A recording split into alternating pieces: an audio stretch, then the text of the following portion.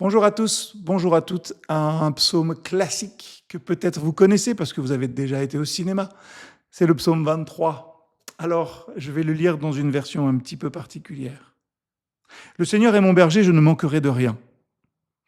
Il me met au repos sur de verts pâturages, il me conduit au calme près de l'eau. Il me fait revivre. Il me guide sur la bonne voie, car il est fidèle à lui-même. Même si je marche dans la vallée de l'ombre de la mort, je ne redoute aucun mal. Seigneur, parce que tu m'accompagnes. Tu me conduis, tu me défends, voilà ce qui me rassure. Face à ceux qui me veulent du mal, tu prépares un banquet pour moi. Tu m'accueilles en versant sur ma tête de l'huile parfumée. Tu remplis ma coupe, elle déborde. Oui, le bonheur et la grâce m'accompagneront tous les jours de ma vie. Seigneur, je reviendrai dans ta maison aussi longtemps que je vivrai.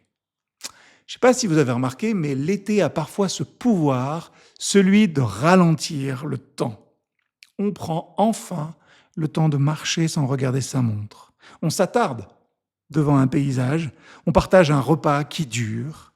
Et pendant quelques semaines, finalement, c'est le rythme de nos journées qui ressemble davantage à celui de notre cœur. Et puis, malheureusement, la rentrée approche. Les agendas recommencent à se remplir, les notifications reviennent, les échéances s'accumulent et sans même nous en rendre compte, nous nous remettons à courir. Et au milieu de cette agitation, le psaume 23 nous offre une image apaisante. Le Seigneur est mon berger, il me met au repos sur de verts pâturages, il me conduit au calme près de l'eau, il me fait revivre.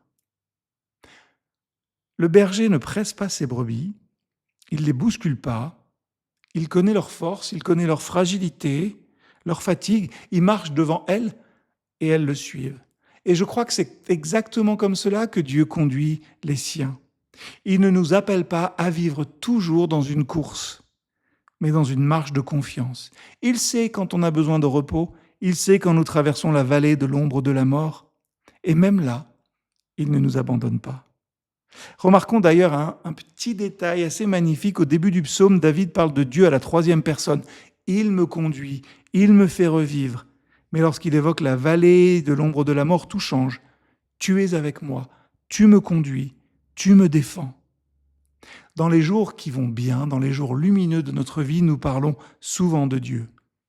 Dans les vallées où c'est plus compliqué, nous parlons à Dieu. Parce que c'est souvent dans les saisons les plus difficiles que sa présence devient la plus précieuse. Alors peut-être que cette fin d'été est une invitation à retrouver le rythme du berger. Ralentir, ça signifie pas être paresseux. Ça signifie choisir de ne pas laisser l'urgence diriger notre âme. C'est avancer au pas de celui qui connaît le chemin, qui prépare la table, qui remplit notre coupe et qui promet, oui, le bonheur et la grâce t'accompagneront tous les jours de ta vie. Le monde nous répète, dépêche-toi. Jésus, lui, nous invite à marcher avec lui.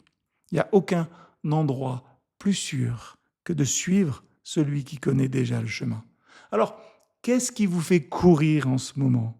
Et comment pourriez-vous, concrètement, retrouver le rythme du bon berger dans les jours qui viennent? Remercions le Seigneur parce qu'il ne nous demande pas de courir plus vite que nous ne le pouvons.